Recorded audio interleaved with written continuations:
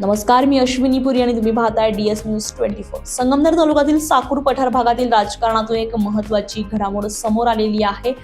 काँग्रेसचे ज्येष्ठ नेते तथा माजी मंत्री बाळासाहेब थोरात यांचे एकनिष्ठ कार्यकर्ते आणि जांबूत गावचे उपसरपंच सुभाष डोंगरे यांनी महाराष्ट्र विधान परिषदेचे सभापती प्राध्यापक राम शिंदे यांची अहिल्यानगर येथे वैयक्तिक भेट घेतलेली आहे आणि या भेटीमुळे साकूर पठार भागामध्ये राजकीय वर्तुळामध्ये चर्चेला उधाण आलाय।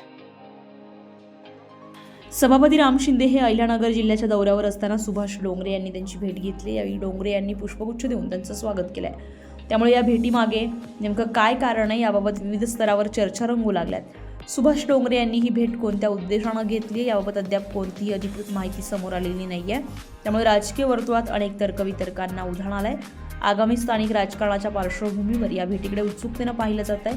विशेष म्हणजे डोंगरे हे बाळासाहेब थोरात यांचे विश्वासू आणि एकनिष्ठ कार्यकर्ते म्हणून ओळखले जात आहेत। त्यामुळे त्यांनी सभापती राम शिंदे यांची घेतलेली भेट राजकीयदृष्ट्या महत्त्वाची मानली जाते। मात्र केवळ या भेटीच्या आधारे कोणताही राजकीय निष्कर्ष काढणे योग्य ठरणार नाहीये। भेटीमागे नेमकं कारण काय याबाबत लवकरच चित्र स्पष्ट होण्याची शक्यता आहे।